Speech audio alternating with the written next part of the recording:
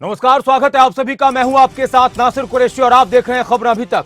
सवाल 24 का है, ख्याल 24 का है नजर सबकी 24 पर और आप देख रहे हैं 24 की खबर। शुरुआत करते हैं अहम खबरों के साथ। राहुल गांधी की लोकसभा सदस्यता बहाल हो चुकी है। लोकसभा सचिवालय ने नोटिफिकेशन जारी कर दिया है और इसको लेकर अब कांग्रेस पार्टी में खुशी का माहौल है।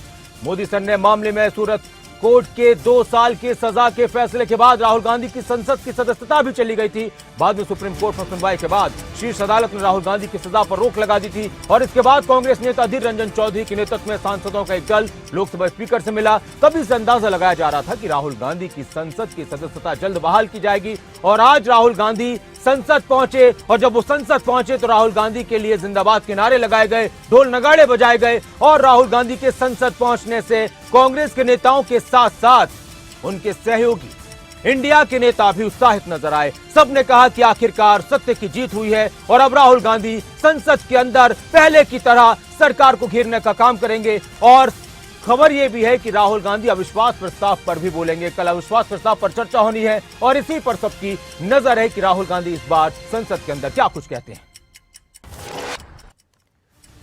राहुल गांधी की संसद की सदस्यता बहाल होने के बाद अलग अलग बयान सामने आ रहे हैं। राजस्थान के मुख्यमंत्री अशोक गहलोत ने बीजेपी पर निशाना साधते हुए कहा कि पूरे देश में एक संदेश गया है। ये बीजेपी नेताओं की तरफ से की गई साजिश थी क्योंकि उन्हें राहुल गांधी की भारत जोड़ो यात्रा की सफलता का डर था। बीजेपी बेनकाब हो चुकी है। अगर पीएम मोदी को कोई टक्कर दे रहा है तो वो राहुल गांधी हैं। राहुल गांधी को लेकर अशोक गहलोत ने और भी बहुत सी बातें कही। क्या कुछ कह रहे थे वो सुनिए।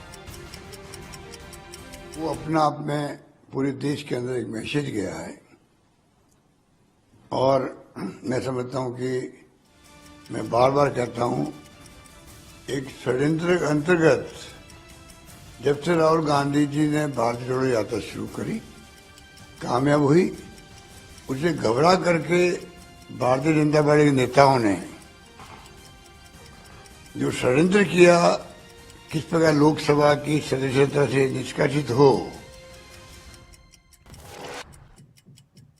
एक तरफ राहुल गांधी की संसद की सदस्यता बहाल होने के बाद कांग्रेस के नेता उत्साहित हैं तो दूसरी तरफ केंद्रीय मंत्री अनुराग ठाकुर ने राहुल गांधी पर जमकर निशाना साधा और कहा कि कांग्रेस और चीन एक गर्भनाल का हिस्सा है।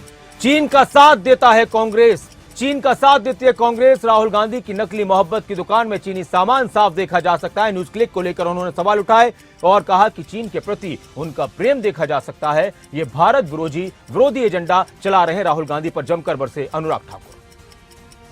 कि राहुल जी की नकली मोहब्बत की दुकान में चीनी सामान ये साफ नजर आने लगा है।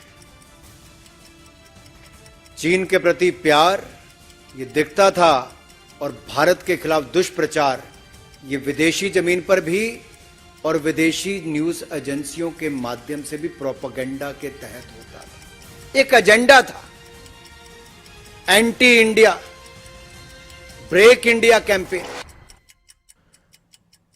राहुल गांधी की संसद की सदस्यता बहाल होने पर जहां कांग्रेस के नेताओं में खुशी है तो साथ में उनके सहयोगी दलों में खुशी है। लेकिन बीजेपी और बीजेपी के सहयोगी दलों के नेता लगातार कांग्रेस और कांग्रेस के सहयोगी दलों पर निशाना साध रहे हैं। बीजेपी नेता सुशील मोदी ने कहा कि राहुल गांधी अभी दोष मुक्त नहीं है, केवल उनकी दोष सिद्धि पर रोक लगाई गई है। उनकी अपील अभी भी अदालत में लंबित है। ये एक सामान्य प्रक्रिया है। लगातार राहुल गांधी का मुद्दा गरमाया हुआ है। सुशील मोदी ने क्या कुछ कहा वो भी सुनिए। मनाए जश्न, देखिए, उनको दोष मुक्त नहीं किया गया है, केवल उनकी सजा पर रोक लगाई गई है और अभी भी उनकी अपील पेंडिंग है कोर्ट के अंदर। उसका इंतजार करना चाहिए और ये तो एक सामान्य प्रक्रिया है। क्योंकि 2 साल की सजा हुई तो उनकी मेमोरी जो है वो समाप्त हो गई, फिर उनकी मेमोरी को बहाल कर दिया गया चूंकि सुप्रीम कोर्ट ने सजा पर रोक लगाई है। तो वो अभी एक्विटल नहीं हुआ है, वो दोष मुक्त नहीं हुए हैं। अभी भी जो आरोप था वो अभी भी बरकरार। देश में सियासत के बहुत मुद्दे हैं। 24 को लेकर बहुत सारी बातें निकलकर सामने आ रही हैं। लोकसभा चुनाव बहुत अहम है। एआईएमआईएम के प्रमुख असदुद्दीन ओवैसी ने समाजवादी पार्टी के राष्ट्रीय अध्यक्ष अखिलेश यादव पर निशाना साधते हुए कहा कि अखिलेश यादव कह रहे हैं कि असली हिंदुत्व को बचाना जरूरी है। पिछले विधानसभा चुनाव में उन्हें एक तरफा मुस्लिम वोट मिला। बीजेपी पूरे देश में मुसलमानों को निशाना बना रही है और अखिलेश यादव कह रहे हैं कि असली हिंदुत्व को बचाना है। असदुद्दीन ओवैसी लगातार अखिलेश यादव कांग्रेस के नेताओं पर बरसते रहे हैं। एक तरफ इंडिया जो गठबंधन बनाया गया है तो उसमें वो शामिल नहीं है, लेकिन साथ साथ वो विपक्ष के नेताओं को अपने तरीके से घेरते रहते हैं। अखिलेश यादव ये कह रहे हैं कि असली हिंदुत्व को बचाना जरूरी है। पिछले विधानसभा के चुनाव में अखिलेश यादव को एक तरफा मुस्लिम वोट मिला है, और जिसको एक तरफा वोट मिला है, जिसकी झोली में मुसलमान एक एक वोट डाल दिया, वो कह रहा है कि असली। दिल्ली में संसद और संसद में दिल्ली का मुद्दा गरमाने लगा। दिल्ली सेवा बिल को लेकर संसद में बिल पेश हुआ, लोकसभा में भी हुआ, राज्यसभा में भी हुआ, और इसको लेकर लगातार आम आदमी पार्टी और बीजेपी के नेताओं में वार पलटवार। आम आदमी पार्टी के विधायक दुर्गेश पाठक ने दिल्ली सेवा बिल को लेकर कहा कि बीजेपी दिल्ली की जनता का अधिकार छीनना चाहती है। यह बिल पास होने के बाद मुख्यमंत्री समेत किसी के पास कोई पावर नहीं रहेगी। ऐसे में लोकतंत्र का मतलब क्या होगा, इसलिए सुप्रीम कोर्ट में यह बिल नहीं टिकेगा। कि जिस भारतीय जनता पार्टी ने एक पूरा कैंपेन चलाया, एक पूरी मुहिम चलाई कि दिल्ली को पूर्ण राज्य मिलना चाहिए, आज वही भारतीय जनता पार्टी दिल्ली के लोगों का अधिकार छीन रही है और एक तरीके से दिल्ली के अंदर डिक्टेटरशिप लागू कर रही है। इस बिल के पास होने के बाद कोई पावर इलेक्टेड रिप्रेजेंटेटिव के पास नहीं रहेगा, ना मुख्यमंत्री के पास कोई पावर रहेगा, ना मंत्री के पास कोई पावर रहेगा, ना विधायक के पास कोई पावर रहेगा। तो 24 पर नजर 24 की खबर। और जब आम आदमी पार्टी के नेता बीजेपी नेताओं पर, बीजेपी सरकार पर, केंद्र सरकार पर निशाना साधेंगे तो बीजेपी नेता भी जवाब देते हैं। आम आदमी पार्टी पर निशाना साधते हुए मनोज तिवारी ने कहा कि अरविंद केजरीवाल यूनियन टेरिटरी के अधिकार छीनने की कोशिश कर रहे हैं। जब उन्होंने चुनाव लड़ा था तब यूनियन टेरिटरी था, लेकिन अब अधिकार छीनने की कोशिश करें, क्योंकि उनके भ्रष्टाचार के खिलाफ जो अधिकार कार्रवाई कर रहे हैं वो उनको सजा देना है। कि अरविंद केजरीवाल जी यूनियन टेरिटरी के अधिकार छीनने की कोशिश कर रहे हैं। वो जब चुनाव लड़े तब भी ये यूनियन टेरिटरी था, अब उनको इसलिए ये अधिकार छीनने की कोशिश कर रहे हैं। जो केंद्र का अधिकार है, जो एलजी का अधिकार है, जो संवैधानिक अधिकार है, उसको छीनने की कोशिश इसलिए कर रहे हैं कि उनको अपने भ्रष्टाचार के खिलाफ जांच करने वाले को सजा देना है।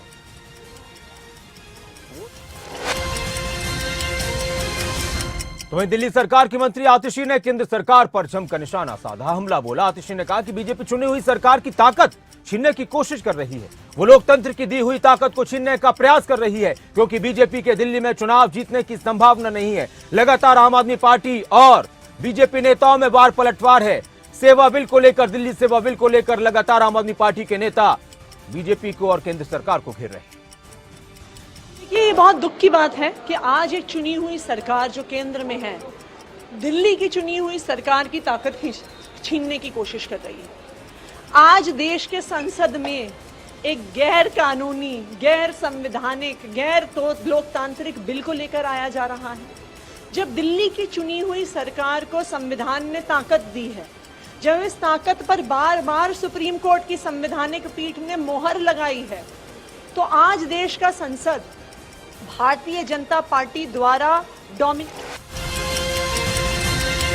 लोकसभा चुनाव 2024 देश के अंदर बहुत ज्यादा बयानबाजियों को लेकर सामने आया है। दिलचस्प चुनाव होने वाला है, वो आपकी बयानबाजियों से अंदाजा लगाया जा सकता है। गृह राज्य मंत्री नित्यानंद राय ने विपक्षी गठबंधन INDIA पर निशाना साधते हुए कहा कि विपक्षी गठबंधन भविष्य में कभी नहीं जीतेंगे, क्योंकि जनता समझ गई है कि वो जनता और विकास के लिए नहीं बल्कि अपने परिवार के लिए राजनीति करते हैं। 2024 में पीएम मोदी को तीसरी बार देश का प्रधानमंत्री बनाने के लिए फिर देश की जनता चल पड़ी है, देश की जनता चल पड़ी है। लड़कर जीतते नहीं हैं, भरम फैलाकर जीत गए सो जीत गए, विभेद पैदा करके जो जीत गए सो जीत गए। अब भविष्य में कभी जीतने वाले नहीं हैं। जनता समझ गई है कि वह जनता के लिए नहीं, विकास के लिए नहीं, शांति के लिए नहीं, अपने लिए ही वो लोग राजनीति करते हैं, अपने परिवार के लिए करते हैं। इसलिए कुछ ना दूसरा कि भाई जो भ्रष्टाचार करेगा इस देश को, आप बताइए। तो सबकी नजर 24 पर है और खबर 24 की है और 24 को लेकर लगातार बैठकों का दौर जारी है। हरियाणा कांग्रेस के नेता मिशन 2024 को लेकर दिल्ली में लगातार मंथन कर रहे हैं। उनके साथ केंद्र के नेता भी मंथन कर रहे हैं। कांग्रेस पार्टी के अध्यक्ष मल्लिकार्जुन खड़गे और राहुल गांधी ने हरियाणा कांग्रेस के बड़े नेताओं के साथ चर्चा की। साथ ही 9 सालों से नहीं बने संगठन पर भी सर्वसम्मति बनाने की कोशिश हो सकती है और इस बैठक में कई बड़े नेता शामिल हुए। इस बैठक में हरियाणा कांग्रेस के प्रभारी दीपक बाबरिया, नेता प्रतिपक्ष भूपेंद्र सिंह हुड्डा, कांग्रेस की प्रधान महासचिव, कांग्रेस की महासचिव और प्रभारी और हरियाणा कांग्रेस की वरिष्ठ नेता छत्तीसगढ़ की प्रभारी कुमारी सैलजा, रणदीप सुरजेवाला और इनके अलावा कई विधायक भी इस बैठक में शामिल हुए। सबने चर्चा की कि किस तरह से 2024 में हरियाणा में कांग्रेस के हाथ के पंजे को मजबूत करना है, लेकिन सबसे बड़ी बात थी संगठन को मजबूत करना। वो कैसे होगा, इस पर किस तरह की चर्चाएं हुई हैं, यह आने वाला वक्त बताएगा, लेकिन संगठन को लेकर कांग्रेस पर सवाल भी खड़े होते हैं। 2024 में हरियाणा में फिर से कमल खिले हर सीट पर, यह कहा जा चुका है लगातार बीजेपी के नेताओं की तरफ से। और 24 के रण के लिए बीजेपी लगातार हरियाणा में कोशिश कर रही है। बीजेपी की तरफ से कई चुनावी कार्यक्रम किए जा रहे हैं और इसी बीच फरीदाबाद के सूरजकुंड में बीजेपी की 2 दिवसीय क्षेत्रीय पंचायती राज परिषद सम्मेलन हुआ, जिसमें बीजेपी ने कार्यकर्ताओं को कई टास्क दिए। पार्टी के जिला अध्यक्षों के साथ ही कार्यकर्ताओं को 5-5 गांव के समूह बनाकर केंद्रीय योजनाओं की जानकारी देने का टास्क दिया गया। इस दौरान कार्यकर्ताओं को जिला अध्यक्षों को कहा गया, जिला परिषद के अध्यक्षों को कहा गया कि वो अपने अपने जिले में पहली मेडिसिन केंद्र बनाने का भी काम करें। साथ ही जिला अध्यक्षों को यह भी सुनिश्चित करने के लिए कहा गया कि वो अपने जिले में हर बहन बेटी तक सरकारी योजनाओं के बारे में जानकारी पहुंचाएं। प्रधानमंत्री नरेंद्र मोदी ने भी इस सम्मेलन को संबोधित किया था और उन्होंने इस सम्मेलन में मौजूद सभी लोगों में उत्साह भरने की कोशिश की।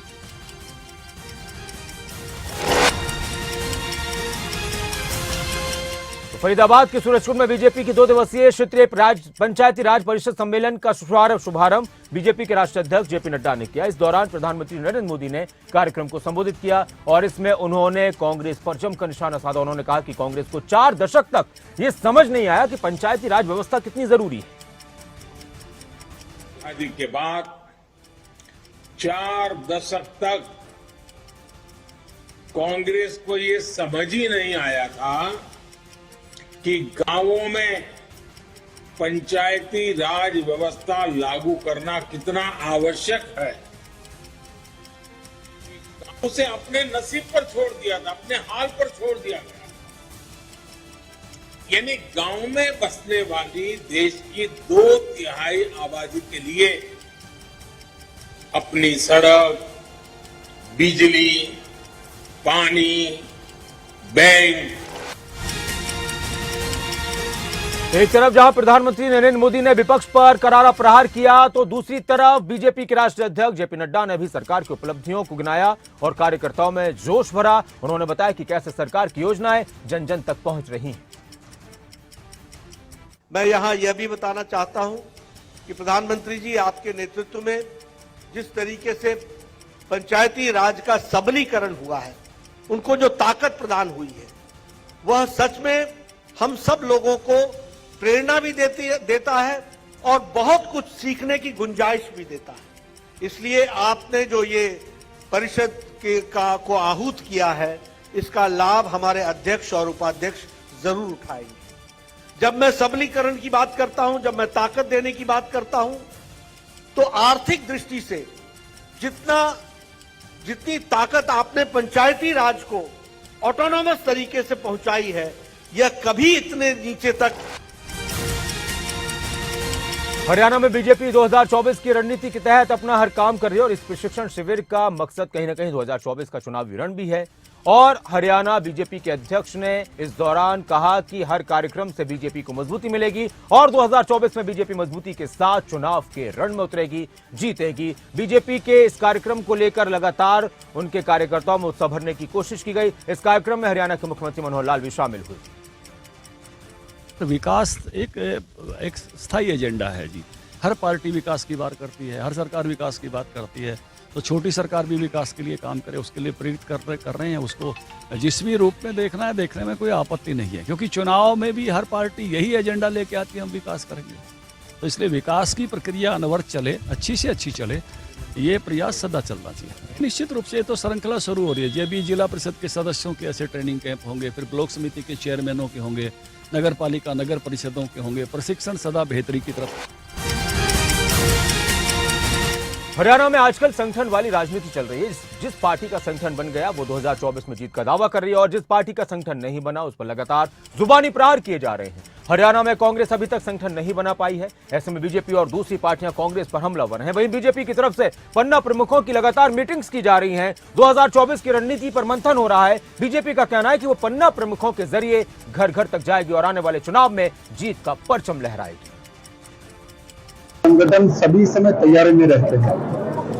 ये संगठन जिस दिन हम इलेक्शन जीतते हैं उसके नेक्स्ट डे से हम दोबारा संगठन का काम शुरू कर देते हैं। बाकी सब जो पार्टी है जैसे ही निर्वाचन आएगा, इलेक्शन आएगा, नंदक की जैसा बारिश आता है ऐसा ही नंदक को जैसा आपको दिखाई देगा। जैसे ही इलेक्शन खत्म तो आपको उनके घर में जाना पड़ेगा।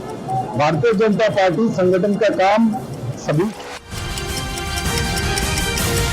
हरियाणा में सरकार के मामले में तो जेजेपी और बीजेपी में एक बात है, एक साथ है, लेकिन निजी तौर पर बीजेपी और जेजेपी के कुछ नेता आपस में एक दूसरे को पसंद नहीं करते। एक बार फिर से हरियाणा के उप मुख्यमंत्री दुष्यंत चौटाला ने चौधरी वीरेंद्र सिंह के गांव डूमरखां में उन पर निशाना साधा। उचाना के विकास को लेकर उन्होंने चौधरी वीरेंद्र सिंह और उनके परिवार पर जमकर हमला किया और दुष्यंत चौटाला ने यह भी कहा कि हम हिसार को नहीं छोड़ेंगे चाहे कुछ भी हो जाए। कहते हैं विकास कितना कराया, मैं किताब छपवा दूंगा, डाक से उनके सबके घर में भी भिजवा दूंगा, उन सबको भी बता दूंगा। बैग फैला देते हैं तो छोड़ के भागेगा, क्यों भाजू? चाहे 19 था, चाहे 24 हो, चाहे 29 हो, चाहे 34 हो, चाहे 39 हो, मेरे ख्याल से इनमें से तो कोई सा 39 तक नहीं रहेगा। तो हरियाणा में गठबंधन को लेकर लगातार सवाल उठते रहे हैं। गठबंधन की अगर बात की जाए तो एनडीए की बैठक में जब जेजेपी शामिल हुई थी तो उसके बाद कुछ विराम लगा था, लेकिन फिर से नए सिरे से बातें हो रही हैं। पिछले दिनों काफी उठापटक देखने को मिलेगी। गठबंधन चलेगा नहीं चलेगा इसको लेकर अभी भी चर्चा चल रही है, लेकिन अंत में बीजेपी और जेजेपी की तरफ से यह कहा गया कि सब कुछ ठीक है और गठबंधन चलता रहेगा। लेकिन अब सवाल यह था कि क्या गठबंधन 2024 के चुनाव में रहेगा, क्या बीजेपी जेजेपी मिलकर चुनाव लड़ेंगे? तो इसको लेकर भी बयान सामने आ रहे हैं। दुष्यंत चौटाला ने क्या कहा वो भी सुनिए। चक्रव्यूह नहीं है, ये तो युद्ध का मैदान है और इस युद्ध के मैदान में एक एक दुष्यंत बनकर इस लड़ाई को लड़ रहा है। अप्रैल में तो लोकसभा है और कोई सोचे गठबंधन रहा तो हिसार छोड़ेंगे, हिसार को नहीं छोड़े, मांग के साथ इस सीट में भी लड़ने का काम करेंगे। ये चक्रव्यूह नहीं है, ये तो युद्ध का मैदान है और इस युद्ध के मैदान में एक एक दुष्यंत बनकर इस लड़ाई को लड़ रहा है। अप्रैल में तो लोकसभा है और कोई सोचे। और इस बार 24 के चुनाव में नूह का मुद्दा गरमाएगा, सवाल उठेंगे और नूह हिंसा के बाद जो कार्रवाई हुई उसको लेकर भी सवाल उठ रहे हैं। हालांकि उस कार्रवाई पर हाईकोर्ट ने जो तोड़फोड़ हो रही थी, हाईकोर्ट ने रोक लगा दी है, लेकिन सियासी बयानबाजी लगातार हो रही है। कांग्रेस प्रदेश अध्यक्ष उदय भान ने एक बार फिर से सरकार पर निशाना साधा। उदय भान ने कहा कि बुलडोजर की कार्रवाई गलत है, बुलडोजर किसी भी समस्या का समाधान नहीं है। उन्होंने कांग्रेस विधायक मामन खान को लेकर कहा कि अगर मामले को लेकर मामन खान का कोई ताजा बयान आया है तो उन पर भी कार्रवाई होनी चाहिए। ये उचित नहीं है बुलडोजर की कार्रवाई करना, ये कोई ना समाधान है। समाधान है कि जांच होनी चाहिए पहले और जो इसमें दोषी है उनके खिलाफ कार्रवाई होनी चाहिए। ये बुलडोजर कोई समस्या का समाधान नहीं है और जो ना बुलडोजर ये एक तरफा जो भी हैं शामिल तो वो ये एक अच्छी नहीं है। अगर मामन खान है अभी कोई इसमें ताज़ा प्रकरण में अगर कोई बयानबाजी की है, ऐसा नहीं है कि नूह हिंसा पर सिर्फ हरियाणा में बात हो रही है, हरियाणा में सियासी बयानबाजी हो रही है। नूह हिंसा पर पूरे देश में बयान सामने आ रहे हैं। पंजाब के मुख्यमंत्री भगवंत मान ने भी नूह हिंसा को लेकर बयान दिया। उन्होंने कहा कि किस हिस्सा प्लान के तहत भड़काई गई बहुत खतरनाक है। ये इस तरह की जो चीजें होती हैं, अगर किसी प्लान के तहत दंगा भड़काया गया तो बहुत खतरनाक है। चुनाव के नजदीक ऐसी हिंसा भड़काना गलत है। और इस दौरान भगवंत मान ने एक शेर पढ़ दिया कि सरहद पर तनाव है, जरा देखो कि देश में चुनाव है। ਜਿੱਥੇ ਵੀ ਹੋ ਰਹੀ ਹੈ ਖਾਸ ਤੌਰ ਤੇ ਨਫ਼ਰਤ ਜਿਹੜੀ ਹਿੰਸਾ ਪਲੈਨਡ ਜਿਹੜੀ ਭੜਕਾਈ ਗਈ ਹੈ ਉਹ ਬਹੁਤ ਖਤਰਨਾਕ ਹੈ। ਇਹ ਇਹਨਾਂ ਦਾ ਏਜੰਡਾ ਵੀ ਇਹੀ ਹੈ। ਉਹ ਇੱਕ ਬਹੁਤ बड़ा शेर है राहत इंदौरी ਦਾ, सरहद पर तनाव है क्या, सरहद पर तनाव है क्या, पता करो देश में चुनाव है क्या। सो ਜਿਹੜੀਆਂ ਵੋਟਾਂ ਵੇਲੇ ਇਹ ਜਿਹੜੀਆਂ ਹਿੰਸਾ ਭੜਕਾਉਂਦੇ ਨੇ। तो तनाव देश की सरहद पर तो नहीं, लेकिन राजधानी दिल्ली से जुड़ी सरहद पर जरूर था। और नू हिंसा को लेकर हिमाचल के कैबिनेट मंत्री चंद्र कुमार ने भी बड़ा बयान दिया। उन्होंने कहा कि जहां जहां बीजेपी की सरकार है वहां तो दंगे होने नहीं चाहिए। ये लोग अपने आप को राम भक्त कहते हैं तो सारे हिंदुस्तान में शांति होनी चाहिए। रोज मीडिया के साथ आपका जहाँ जहाँ भारतीय जनता पार्टी की सरकार है वहाँ तो दंगे होने नहीं चाहिए। तो ये राम भक्त है, हनुमान भक्त है, झंडे लगाते हैं, तो तब तो लोगों में सारे हिंदुस्तान में शांति मिलती है। जिन जिन राज्यों में इनकी सरकारें चल रही है बड़े पैमाने पर पोलराइजेशन की कोशिश की जा रही है। हिंदू मुसलमान फसाद की पहले हिंदू मुसलमान फसाद करेंगे, फिर दूसरा नारा ये होगा कि हरिजन गिरिजन के घरों को जलाएंगे। और इनकी कोशिश है कि जो हम इस प्रकार की घिनौनी राजनीति करके जो तो हिंसा पर एक तरफ विपक्ष बीजेपी पर हमलावर है तो दूसरी तरफ बीजेपी की तरफ से हिंसा को एक षड्यंत्र बताया गया। लेकिन विपक्ष फिर से सवाल पूछता है कि अगर ये षड्यंत्र था तो किसने किया, सरकार उसे पकड़ती क्यों नहीं। इस बीच मनु मानेसर का नाम भी लगातार सामने आ रहा है। ऐसे में उसकी गिरफ्तारी न होने को लेकर विपक्ष बीजेपी पर हमलावर है। तो वहीं विपक्ष की तरफ से आरोपों और बयानों पर हरियाणा बीजेपी के प्रभारी विप्लव देव ने कहा कि सरकार किसी भी दोषी को नहीं बख्शेगी, हर दोषी को कड़ी से कड़ी सजा दी जाएगी। लगातार नू हिंसा को लेकर बयान सामने आ रहे हैं। एक तरफ मामन खान का जिक्र होता है तो दूसरी तरफ मनु मानेसर और बिट्टू बजरंगी को लेकर सवाल खड़े किए जाते हैं कि आखिर इन पर कार्रवाई क्यों नहीं हो रही। जो भी ऐसा कुछ हमारे हरियाणा में षड्यंत्र किया हुआ है, सरकार के पास इसका दस्तावेज है और सही व्यक्ति को सही सजा मिलेगी और किसी को बख्शा नहीं जाएगा। माननीय मुख्यमंत्री जी का जो नेक्स्ट डे ही इनका बयान आप लोगों ने भी देखा, मैंने भी देखा, मुझसे भी बात हुई है और जिन्होंने भी षड्यंत्र करके इसे रचा है बात मणिपुर की हो या फिर नू की हो, बात देश के हालात की हो, बात 24 तक पहुंच रही है। और 24 की जब बात हो रही है तो बहुत सारे बयान सामने आ रहे हैं। और बयान बागेश्वर धाम के पंडित धीरेन्द्र शास्त्री का भी सामने आया। ज्ञान व्यापी मस्जिद को लेकर उन्होंने बड़ा बयान दिया। उन्होंने कहा कि पहले तो ये मत कहिए कि वहां मस्जिद है, बल्कि भगवान शिव का मंदिर है। और नू हिंसा पर धीरेन्द्र शास्त्री ने कहा कि देश का दुर्भाग्य है कि सनातनियों को ये सब देखना पड़ रहा है।